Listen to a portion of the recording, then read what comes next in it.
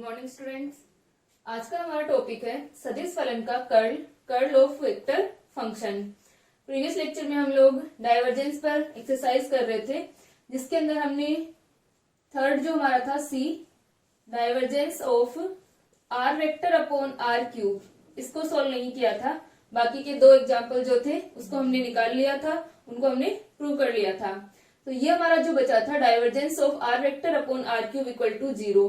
तो पहले कर्ल को पढ़ने से पहले हम एक बार इसको सोल्व कर लेते हैं, उसके बाद हम स्टार्ट करेंगे कि सदिश फलन का वेक्टर फील्ड का या वेक्टर फंक्शन का कर्ल क्या होता है। जिस प्रकार हमने स्केलर फंक्शन के लिए ग्रेडियंट को डिफाइन किया था और वेक्टर फंक्शन के लिए डाइवर्जेंस को डिफाइन किया था, वैसे यहाँ पर हम लोग सदिश फलन के कर्ल को डिफाइन करेंगे।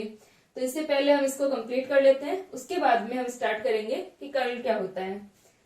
तो इसको हम जिस तरह से हमने बाकी के दो एग्जांपल्स किए थे सेम वैसे ही प्रोसेस होगी। यहाँ पर हमारा आर वेक्टर जो है, आर वेक्टर क्या हो जाएगा, एक्स आई के प्लस का वाई जे के प्लस का जेड के। तो आर का मैग्नीट्यूड क्या होगा, r equal to square root of x square plus y square plus z square, यही आएगा। अब हमें क्या चाहिए, आर क्यूब चाहिए। तो आर क्यूब, इसकी पावर हम क्या कर दें, 3 कर दें। तो आर क्यूब क्या आ जाएगा, r cube equal to x square plus y square plus z square की पावर 3/2। यहां से अपने पास में क्या आ गया, आर क्यूब आ गया। बस अब हमें क्या करना है, इसका डाइवर्जेंस लेना है। तो divergence of r vector upon r cube equal to, आप लोग चाहें तो इसे आर क्यूब रहने दे सकते हैं, और जिस प्रकार हम लोगों ने x i cap upon r cube plus का y j cap upon r cube plus का z k cap upon r cube, इस तरीके से भी कर सकते हैं। ये थोड़ा इजी भी रहेगा। जब आर क्यूब के लिए करोगे तो del r by del x साथ में आएगा, और del r by del x का मान हमारे पास में प्रीवियस लेक्चर में हमने निकाला था, एक्स बाय आर था। इसी तरह से y के लिए y बाय आर होता है। तो या तो इस तरह से कर सकते हो, या इसे कंप्लीट इस तरह से फंक्शन का मान रख के कर सकते हो। तो यहां पर अपने पास में क्या आएगा, r vector upon r cube, divergence यानी डेल ऑपरेटर का हमें मान रखना है। तो i cap del by del x plus का j cap del by del y plus का k cap del by del z, ये हमारा क्या आ गया, डेल ऑपरेटर का मान आ गया। अब हम इसका मान रख दें x square plus y square. तो x i cap x square plus y square plus z square की power 3/2, x i cap plus का वाई जे केप प्लस का जेड के केप, तीनों के साथ आएगा। एक्स अपोन में भी आएगा, वाई के अपोन में भी आएगा और जेड के अपोन में भी आएगा। यहाँ पर हमने एक साथ लिखा हुआ है क्योंकि ये हमारी स्केलर क्वांटिटी है, और ये जो ऊपर वाला हमने लिखा है x i cap y j cap z k cap, ये वेक्टर है। तो यहां से अपने पास में आ जाएगा आई केप के लिए del by del x, x upon x square plus y square plus z square की पावर 3/2 प्लस का del by del y, y upon x square plus y square plus z square की power 3/2 plus का del by del z, z upon x square plus y square plus z square की power 3/2। ठीक है, तो ये अपने पास में value आ गई। अब हमें क्या करना है, बस डिफरेंशिएट करना है एक्स के रिस्पेक्ट में, वाई के रिस्पेक्ट में और जेड के रिस्पेक्ट में। तो सिंपल, सबसे पहले हम इसका मान निकालें। एक्स के रिस्पेक्ट में हमने डिफरेंशिएट किया, तो यहां पर हम पहले एक्स का करें तो ये ऐसे कैसे आ जाएगा, x square plus y square plus z square की पावर 3/2, एक्स का 1 हो गया प्लस एक्स ऐसे कैसे, और इस वाली वैल्यू का हमने किया 1 upon x square plus y square plus z square की पावर 3/2 का। तो 1 upon x square plus y square plus z square की पावर 3/2, तो इसका क्या होगा, माइनस का 3/2, क्योंकि पावर माइनस हो जाएगी अगर हम ऊपर ले जाएंगे तो। 1 अपॉन में है ये अपने पास में, तो इसकी पावर माइनस का 3/2 है, तो -3/2 x square plus y square plus z square की पावर माइनस का 3/2 -1, यही होता है। और ओनली एक्स स्क्वायर का जब ब्रैकेट वाले का हम करेंगे तो क्या आएगा, 2x आ जाएगा। साथ में अपने पास में 2x आ जाएगा जब हम ब्रैकेट वाली वैल्यू का डिफरेंशिएशन करेंगे। तो यहाँ पर अपने पास में क्या आ गया, माइनस का 3/2 x square plus y square plus z square की पावर माइनस का 3/2 -1, माइनस 3/2 -1 क्या हो जाएगा, माइनस का 5/2। तो इसको हम लिख सकते हैं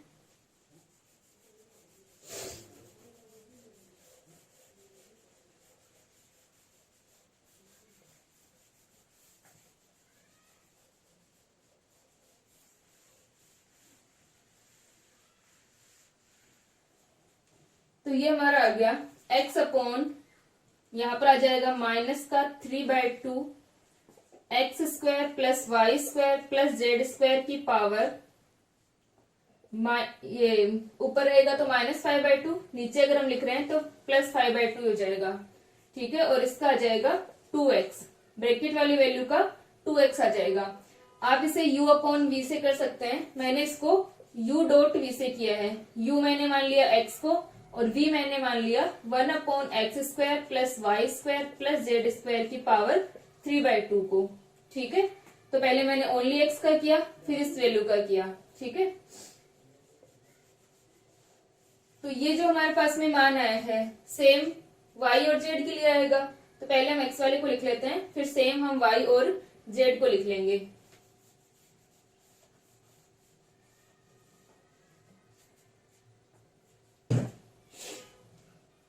तो ये अपना बन जाएगा 1/x square plus y square plus z square की पावर 3/2, और ये बन जाएगा माइनस का 3, 2 से 2 cancel, x square divided by x square plus y square plus का जेड स्क्वायर की पावर 5/2।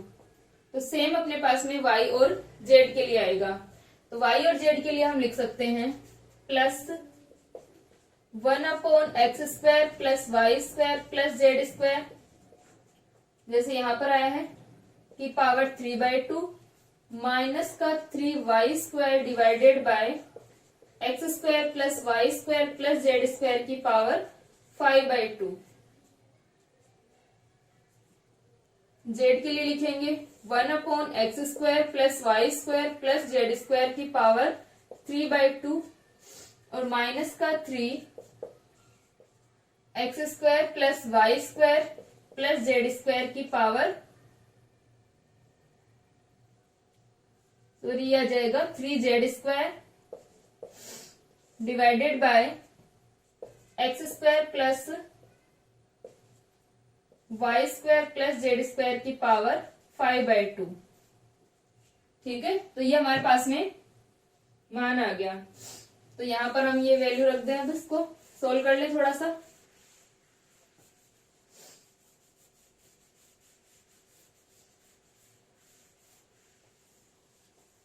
तो अब यहाँ पर हम देख सकते हैं कि यहाँ पर ये वाली जो वैल्यू है 1/x square plus y square plus z square की पावर 3/2 3 टाइम है। तो हम इसको ऐड कर देते हैं, 3/x square plus y square plus z square की पावर 3/2 माइनस ये वाली भी अपने पास में 3x square 3y square 3z square, और ये नीचे वाली जो वैल्यू है डिनोमिनेटर जो है ये क्या है, तीनों में सेम है। तो इसको हम एलसीएम ले लेते हैं, x square plus y square plus z square की पावर 5/2। ये हमारे पास में क्या आ गया, एलसीएम आ गया।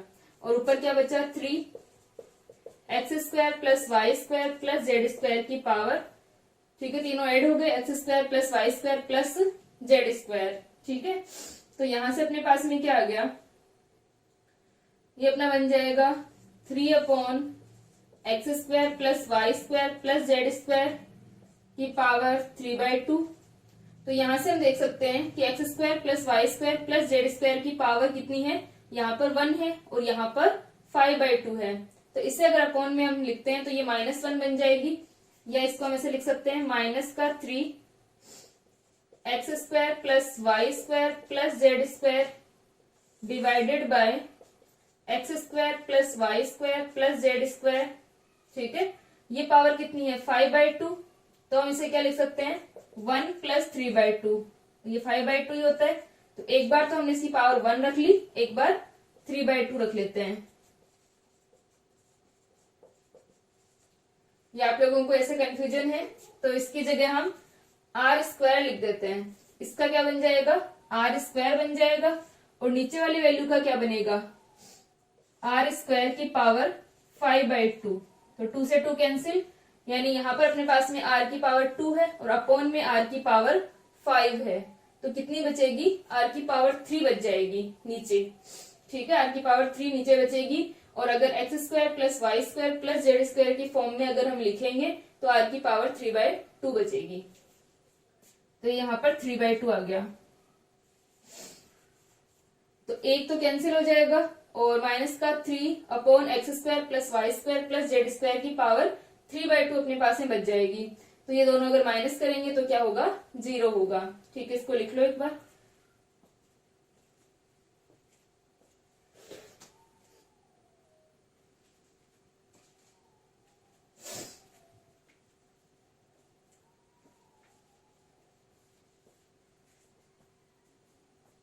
ठीक है, यहां तक हो गया, तो अब हम इसको क्या लिख सकते हैं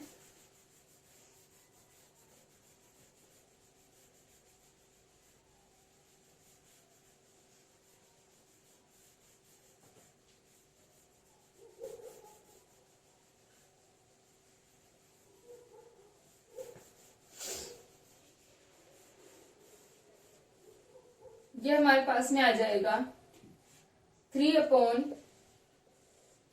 x square plus y square plus z square की पावर 3/2 माइनस 3 अपॉन, ये कैंसिल हो गया, तो ये आ गया x square plus y square plus z square की पावर 3/2।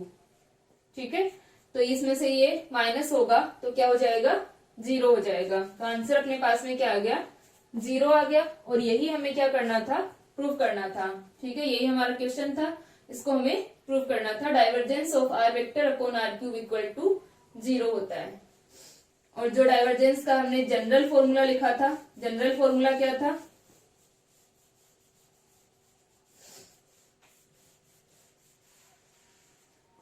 जनरल फॉर्मूला अपना था डाइवर्जेंस ऑफ आर वेक्टर या आर की power n r vector equal to n+3 r की पावर n। तो यहां से भी हम इसको सोल्व करके निकाल सकते हैं। और दूसरा इसके अंदर हमारा मेथड हो सकता है इस प्रकार का, जो भी हमारा क्वेश्चन हो, जैसे कि पोजीशन वेक्टर हमको दे रखा है, उसका मैग्नीट्यूड या हमारा जो भी आर की फॉर्म हमको गिवन है, तो हम क्या करेंगे कि आर वेक्टर हमारा क्या होता है एक्स आई के प्लस का वाई जे के प्लस का जेड के। यहाँ पर हम आर क्यूब लिख लेंगे, आर क्यूब लिख लेंगे और आर क्यूब लिख लेंगे। फिर हम क्या करेंगे यहाँ पर x upon r cube plus का y upon r cube plus का जेड अपॉन आर क्यूब। तो हम इसको क्या लिख सकते हैं, हम इसे डिफ्रेंशिएट करें del by del x x upon r cube. तो एक्स अपॉन आर क्यूब हमने किया तो क्या हो जाएगा एक्स का किया तब तो 1 अपॉन आर क्यूब आ जाएगा, माइनस जब हमने आर क्यूब का किया तो एक्स ऐसे कैसे आर क्यूब का कितना होगा माइनस का 3 अपॉन आर की पावर 4। ठीक है, और साथ में del r upon del x आएगा, क्योंकि आर को हम क्या कर रहे हैं एक्स के रिस्पेक्ट में कर रहे हैं। और del r upon del x का मान हमने प्रीवियस लेक्चर में निकाला था, वो हमारे पास में था एक्स अपॉन आर। तो ये बन गया 1 अपॉन आर क्यूब माइनस का 3x स्क्वायर अपॉन आर की पावर 5। और सेम हमारे पास में y और z के लिए आएगा। फिर हम सारी वैल्यूज, ये जो हमारा एक्स स्क्वायर है इसमें y के लिए वाई स्क्वायर आएगा, z के लिए जेड स्क्वायर आएगा, इन सबको ऐड कर देंगे तो आर स्क्वायर बन जाएगा, आर स्क्वायर और ये आर 5 है तो माइनस का 3 अपॉन आर क्यूब बन जाएगा। ठीक है, और यहाँ पर अपने पास में ये 1 अपॉन आर क्यूब 3 टाइम्स आएगा, क्योंकि y और z के लिए भी आएगा, तो 3 अपॉन आर क्यूब और माइनस का 3 अपॉन आर क्यूब, तो वो क्या हो गया 0 हो गया। तो आप किसी भी मेथड से इसको कर सकते हो।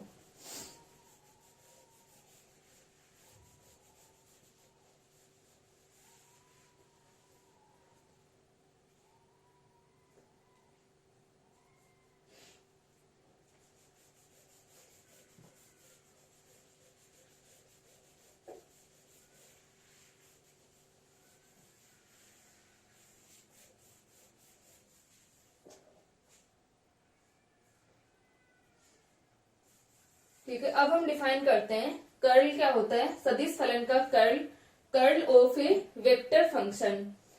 हमारा जो प्रीवियस लेक्चर था डाइवर्जेंस वाला, जब हम डाइवर्जेंस को पढ़ रहे थे तब हमने डिफाइन किया था कि जो मैग्नेटिक फील्ड होता है divergence of B vector equal to 0 होता है, क्योंकि ये मैग्नेटिक फील्ड जो होता है वो क्या बनाता है, एक क्लोज कर्व बनाता है। ठीक है, इसकी जो फील्ड लाइंस होती हैं वो क्लोज कर्व बनाती हैं।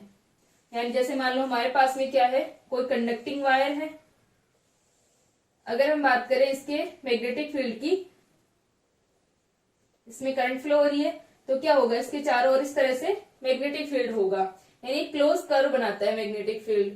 तो किसी वेक्टर फंक्शन या वेक्टर जो हमारा फील्ड है उसके जो रोटेशन को, उसका जो रोटेशन यहाँ पर हो रहा है उसी को हम क्या कहते हैं, कर्ल कहते हैं। ठीक है, अगर कोई वेक्टर फंक्शन जो है रोटेट होता है तो उसका जो कर्ल होगा वो नॉट इक्वल टू 0 होगा, यानी वेक्टर फंक्शन के रोटेशन, उसके परिसंचरण को ही हम क्या कहते हैं, कर्ल कहते हैं। ठीक है, तो जैसे कि हम एग्जाम्पल लें इसका एक, हमारे पास में क्या है, जैसे हमने पहले भी लिया है वाटर फ्लो का एग्जाम्पल कि वाटर फ्लो हो रहा है।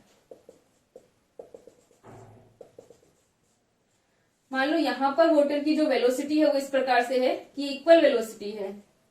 ठीक है, सब जगह पर। तो यहाँ पर क्या होगा, अगर हमने कोई लकड़ी का टुकड़ा यहाँ पर रखा है तो वो क्या होगा, सीधा फ्लो होगा। ठीक है, आगे की डायरेक्शन में बढ़ेगा सीधा पानी के बहाव के साथ में। और कुछ दूरी पर मान लो हमारे पास में इस तरह से है कि पानी का वेग यहाँ पर थोड़ा कम हो रहा है, उससे थोड़ा आगे ज्यादा है, यहाँ पर थोड़ा और भी ज्यादा है, तो क्या हो जाएगा, वो लकड़ी का जो टुकड़ा है वो क्या होगा, थोड़ा रोटेट होगा। या हमने कोई भी वस्तु अगर रखी हुई है तो क्या हो जाएगा, वो थोड़ा सा घूम जाएगा, क्योंकि यहाँ पर उसका वेग ज्यादा है तो वो उस बहाव के साथ थोड़ा सा रोटेट होगा यहाँ पर। और आगे मान लो यहाँ पर अपने पास में क्या है कि वो इस तरह से घूम रहा है, यहाँ पर कोई होल है जिससे कि पानी अंदर जा रहा हो, तो यहाँ पर क्या हो जाएगा कि वो इस तरह से रोटेट हो रहा है।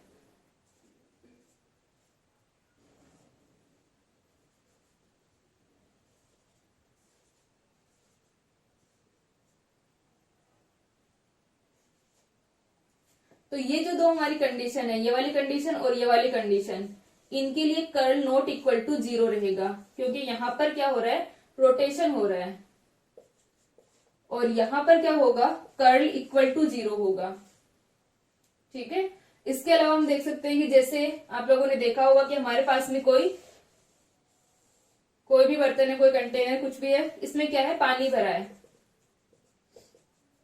और इसके अंदर क्या है, यहाँ पर कोई होल है, तो पानी के यहाँ पर क्या बनने लगेगा, भंवर बनने लगता है, यानी यहाँ पर पानी जो है वो रोटेट होने लगेगा। जैसे मान लो हम किसी होल के अंदर, जैसे हमारा सिंक वगैरह जो होता है उसके अंदर हम क्या डालते हैं, पानी डालते हैं, तो जहां से पानी होल के पास में क्या होगा, पानी इस तरह से घूमने लगेगा। ठीक है, रोटेशन होता है, तो इस रोटेशन को ही क्या कहते हैं, कर्ल कहते हैं। ठीक है, यहाँ पर जो अगर इसके अंदर हमने कोई भी वस्तु रखी हुई है तो वस्तु भी क्या करेगी, रोटेट करेगी इसके साथ में, तो इसी रोटेशन को हम क्या कहते हैं, कर्ल कहते हैं। यानी अगर कोई वेक्टर फील्ड है या वेक्टर हमारा जो फंक्शन है, वेक्टर फील्ड के अंदर कोई भी हमारा वेक्टर फंक्शन है, वो क्या हो रहा है, रोटेट हो रहा है अपनी जगह पर, तो यहाँ पर इसे हम क्या कहते हैं, कर्ल कहते हैं। यानी एक पॉइंट के अराउंड यहाँ पर क्या हो जाएगा, रोटेशन होगा। ठीक है, तो जो मैग्नेटिक फील्ड होता है वो क्या होता है, उसका कर्ल नॉट इक्वल टू 0 होता है। ऐसे सदिशों को हमने पढ़ा था कि परिनालिकीय सदिश, हम इनको कहते हैं सोलेनोइडल फील्ड कहते हैं। ये क्या होते हैं, रोटेट होते हैं। जैसे कि हमने अभी एग्जाम्पल लिया था वायर का, इसके चारों ओर क्या होता है, मैग्नेटिक फील्ड। इसी प्रकार जो हमारी मैग्नेट होती है, इसका मैग्नेटिक फील्ड क्या होगा, क्लोज कर्व बनाएगा, यानी यहाँ पर वेक्टर का रोटेशन होता है, तो वेक्टर की रोटेशन को ही हम क्या कहते हैं, उसका कर्ल कहते हैं। ठीक है, जैसे कि वेक्टर के फैलने, यानी यहाँ पर सोर्स या सिंक होने को हम क्या कह रहे थे, डाइवर्जेंस कह रहे थे, कि अगर कहीं पर सोर्स स्थित है तो वहां पर डाइवर्जेंस पॉजिटिव होगा, या सिंक है तो डाइवर्जेंस नेगेटिव होगा। ठीक है, या हम कह सकते हैं कि डाइवर्जेंस पॉजिटिव है तो वहां पर उस वेक्टर फील्ड का या वेक्टर फंक्शन का क्या है, सोर्स स्थित है।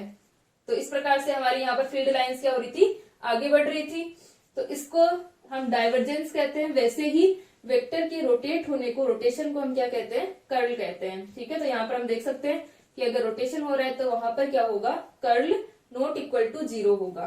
ठीक है, आगे हम एक बार कर्ल की डेफिनेशन और कर्ल को डिफाइन कर देते हैं, फिर हम कर्ल को कार्टेशियन कोऑर्डिनेट सिस्टम में पढ़ेंगे और कर्ल का जो फिजिकल सिग्निफिकेंस होता है उसे हम पढ़ेंगे।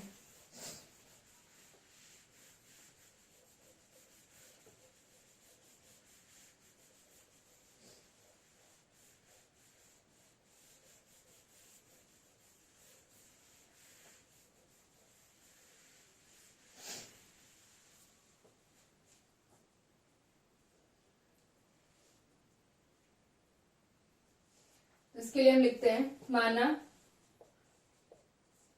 सदिश क्षेत्र में स्थित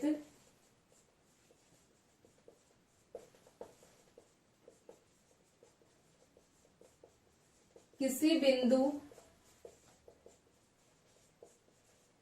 P के चारों ओर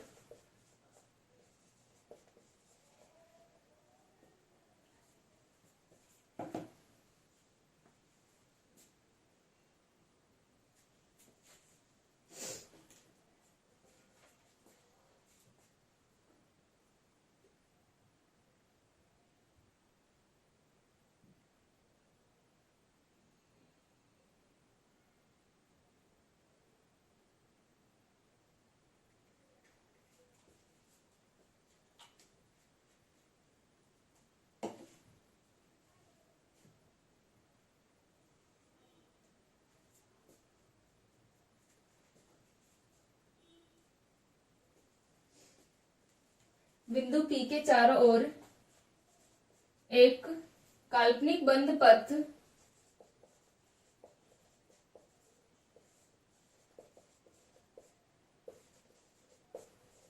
C स्थित है। जैसे यहाँ पर हम देख सकते हैं कि हमारे पास में क्या है, वेक्टर फील्ड है और वेक्टर फील्ड के अंदर कोई पॉइंट P है और उसको घेरते हुए, उस पॉइंट को घेरते हुए हमारे पास में क्या है, एक बंद पथ, क्लोज्ड पाथ क्या है, C है। ठीक है, यहाँ पर जो हम ये एरिया एलिमेंट हम लेते हैं वो बहुत ही स्मॉल होता है। यहाँ पर हमने इसको बड़ा दिखाया हुआ है। तो बंद पथ C स्थित है। इस पथ C को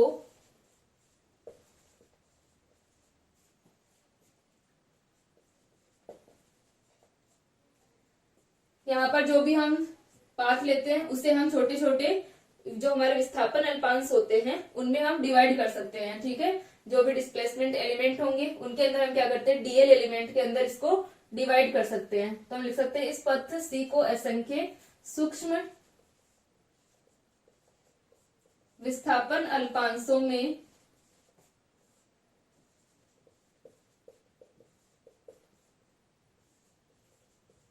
विभाजित कर सकते हैं।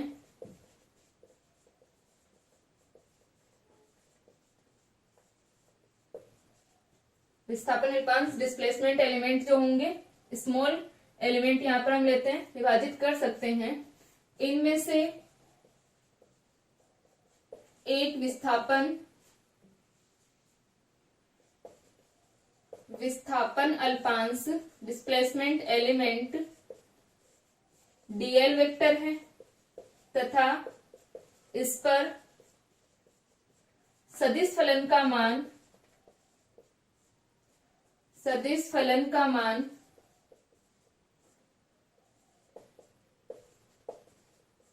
ए वेक्टर है। जो हमने डीएल एलिमेंट लिया है इसके ऊपर जो वेक्टर फंक्शन है हमारा, उसका मान क्या है, ए वेक्टर है। अतः डीएल वेक्टर तथा ए वेक्टर का अदिश गुणन, स्केलर प्रोडक्ट अदिश गुणन ए वेक्टर डॉट डीएल वेक्टर होगा या होता है। तो हम लिख सकते हैं संपूर्ण बंद पथ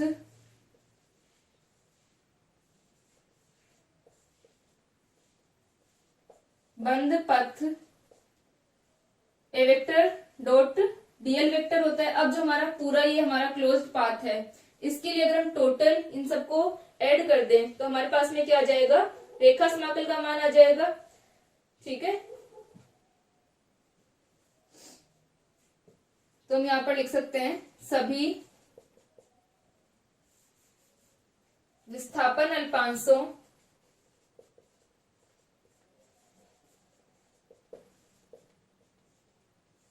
ये जो भी हमारे सारे डीएल एलिमेंट्स हैं, सभी विस्थापन अल्पांशों तथा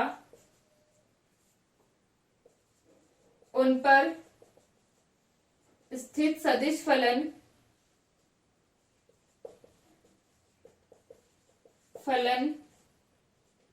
या फलनों का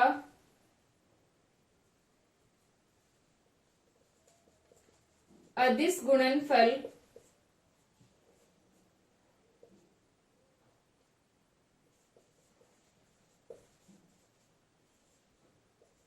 का योग पथ C के अनुदिश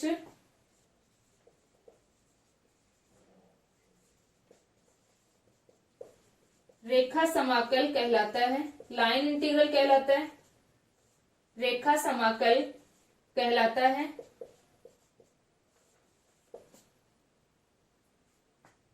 अतः संपूर्ण बंद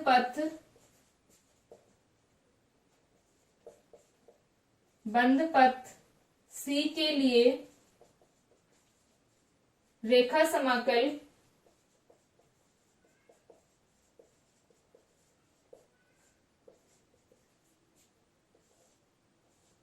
A vector dot dl vector,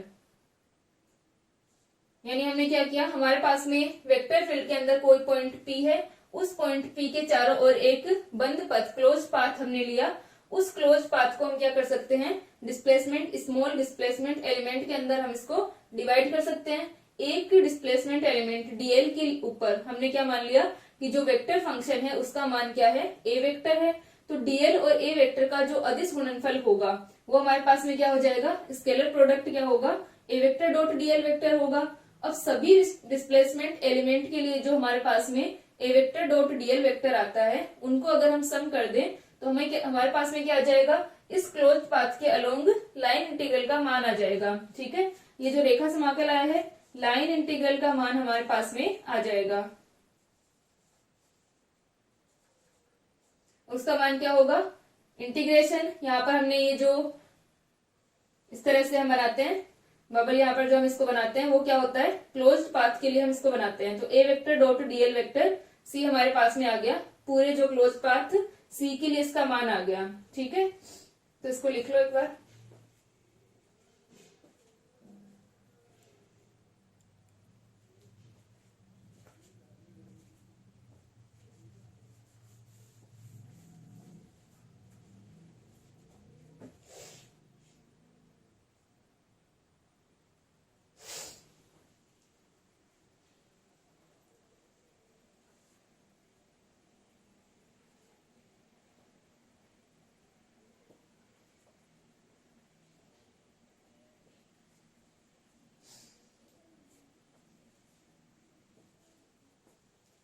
ठीक है, ये लिख लिया।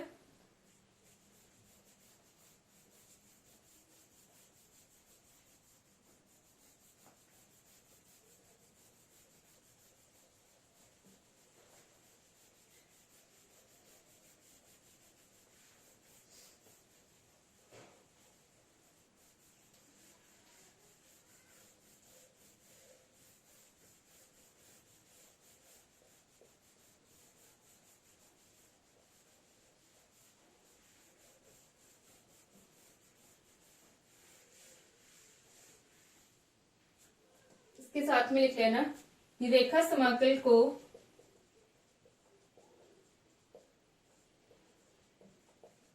परिसंचरण भी कहते हैं या परिसंचरण से भी व्यक्त करते हैं। तो अब हम लिख सकते हैं अतः या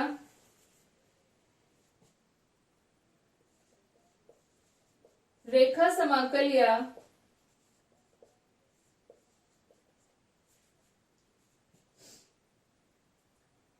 परिसंचरण के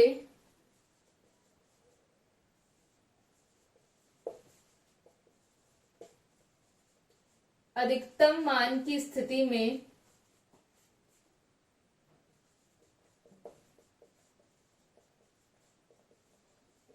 में रेखा समाकल तथा लाइन इंटीग्रल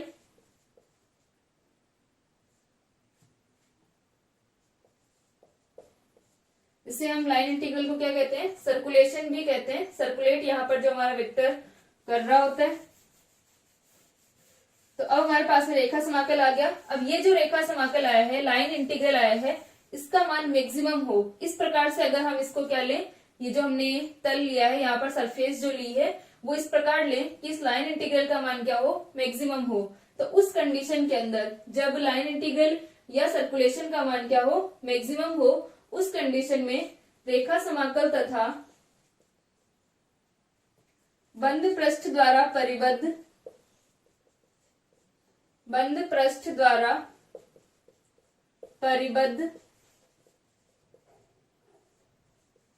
क्षेत्रफल का अनुपात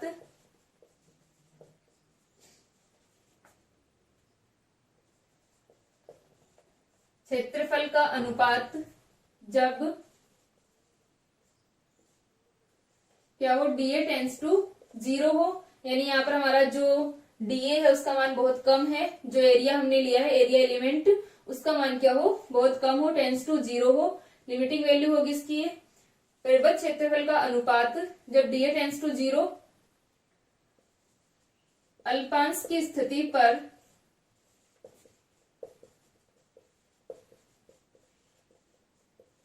परिमाण में सदिश क्षेत्र का कर्ल कहलाता है।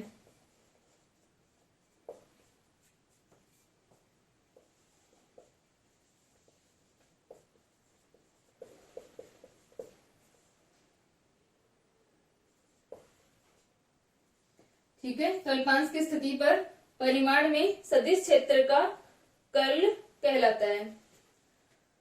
तो यहां से जो हमारे कर्ल की डेफिनेशन है वो क्या है, अर्थात curl of A vector, definition क्या है कि रेखा समाकल या परिसंचरण के अधिकतम मान, यानी जो लाइन इंटीग्रल और सर्कुलेशन है उसका मान क्या हो, मैक्सिमम हो। इस प्रकार से हमारा ये सरफेस जो है वो ली गई है, किसका मान क्या रहे, मैक्सिमम रहे। उस कंडीशन के अंदर लाइन इंटीग्रल और इस क्लोज्ड पाथ के द्वारा जो एरिया एनक्लोज्ड हुआ है, यानी यहाँ पर जो एरिया बना है इस क्लोज्ड पाथ के द्वारा, तो उस लाइन इंटीग्रल और उस एरिया का जो अनुपात होगा, जो रेशियो होगा, और अनुपात, ये जो हमारा एरिया है वो किस प्रकार से है कि डीए टेंस टू 0 है, बहुत ही स्मॉल है, का जो रेशियो होगा वो क्या कहलाएगा, अल्पांश की स्थिति पर परिमाण में सदिश क्षेत्र का कर्ल कहलाता है। यानी जो हमने यहाँ पर एलिमेंट लिया था, डीएल एलिमेंट, उसकी पोजीशन पर क्या कहलाएगा, यहाँ पर ये कर्ल कहलाता है। ठीक है, यानी हमने एरिया ये एलिमेंट हमने लिए, ठीक है, और उसके लिए हमने क्या निकाला, ए वेक्टर डॉट डीएल वेक्टर निकाला। फिर हमने इस पूरे पाथ के लिए डिफाइन किया, तो वो हमारे पास में आ गया ए वेक्टर डॉट डीएल वेक्टर। तो ये इसका लाइन इंटीग्रल का मान डिवाइडेड बाय डीए, और वो कब, जब डीए टेंस टू 0 हो, वो क्या कहलाता है, कर्ल कहलाता है। ठीक है, तो कर्ल की डेफिनेशन अपने पास में क्या आ गई, कर्ल ऑफ ए वेक्टर अपने पास में आ जाएगा कि लिमिट, यहां पर जाए तो कर्ल ऑफ ए वेक्टर इस प्रकार से हम इसको लिख सकते हैं, लिमिट डीए टेंस टू 0, ये जो हमने आर इक्वल टू या गामा इक्वल टू हमने लिखा था A vector dot dl vector. ठीक है, तो वो क्या रहे, मैक्सिमम रहे, maximum divided by dA equal to limit dA tends to 0। ये इसकी डेफिनेशन है कि लाइन इंटीग्रल का मान मैक्सिमम हो, और उस कंडीशन में लाइन इंटीग्रल का मान मैक्सिमम डिवाइडेड बाय डीए जो होगा, एरिया एलिमेंट जो होगा, वो क्या कहलाता है, कर्ल कहलाता है। तो limit dA tends to 0, 1/DA integration A vector dot dl vector, ये क्या कहलाएगा, और ये मैक्सिमम हो।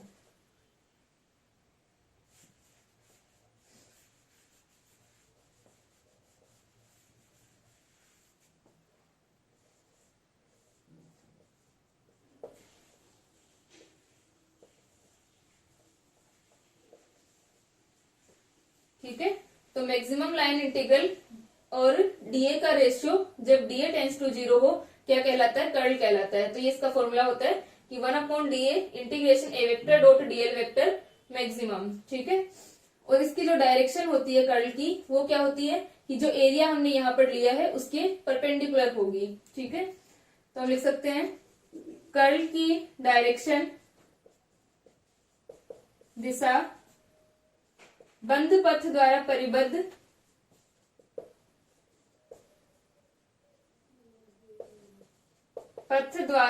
परिबद्ध जो एरिया इनक्लोज्ड है परिबद्ध क्षेत्रफल के लंबवत होती है।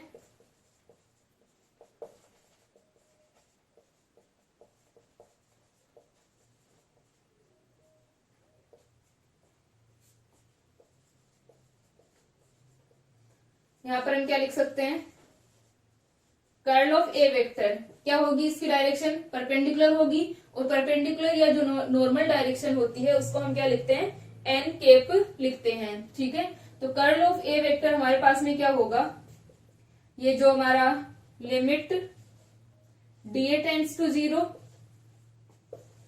1/dA integration A vector dot dl vector,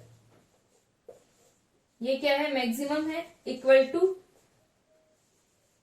इसका मान क्या होगा, curl of A vector dot n cap, ये क्या होगी, कर्ल की डायरेक्शन होगी। तो कर्ल को हम जैसे कि हमने मैग्नेटिक फील्ड जो हमारे पास में होता है, किसी वायर में करंट फ्लो हो रहा है, इसके चारों ओर यहाँ पर क्या होगा, मैग्नेटिक फील्ड होगा, तो डायरेक्शन क्या होती है, परपेंडिकुलर होती है। तो यहाँ पर अपने पास में जो वेक्टर फील्ड का ये वेक्टर फंक्शन का जो कर्ल आ रहा है उसकी डायरेक्शन क्या होगी कि जो सरफेस हम ले रहे हैं उसके परपेंडिकुलर होगी। ठीक है, जिस तल के अंदर हम निकाल रहे हैं उसके लंबवत होगी। तो ये अपने पास में इसकी डेफिनेशन आती है। ठीक है, इसको लिखो।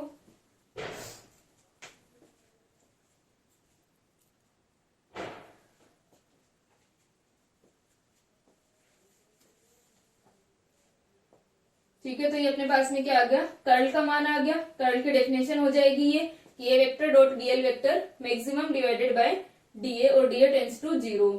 अब नेक्स्ट लेक्चर के अंदर हम लोग कर्ल को कार्टेशियन कोऑर्डिनेट सिस्टम के अंदर ज्ञात करेंगे कि कार्टेशियन कोऑर्डिनेट सिस्टम के अंदर हम कर्ल को कैसे लिख सकते हैं। जैसे कि ग्रेडियंट को हम कैसे लिखते हैं कार्टेशियन कोऑर्डिनेट सिस्टम के अंदर, डेल ऑपरेटर और फाई के स्केलर प्रोडक्ट की फॉर्म में। डाइवर्जेंस को कैसे लिखते हैं, डेल ऑपरेटर और वेक्टर जो हमारी क्वांटिटी है उसके स्केलर प्रोडक्ट डॉट प्रोडक्ट की फॉर्म में। कर्ल को हम लिखते हैं डेल ऑपरेटर और जो हमारा वेक्टर फंक्शन है उन दोनों के सदिश गुणन, यहाँ पर वेक्टर प्रोडक्ट की फॉर्म में इसको लिखते हैं। क्रॉस प्रोडक्ट यहाँ पर आता है, इन दोनों में डॉट आता है, इसमें क्रॉस प्रोडक्ट आता है। तो नेक्स्ट लेक्चर में हम इसको डिराइव करेंगे कि कार्टेशियन कोऑर्डिनेट सिस्टम के अंदर कर्ल को कैसे निकाल सकते हैं। ठीक है।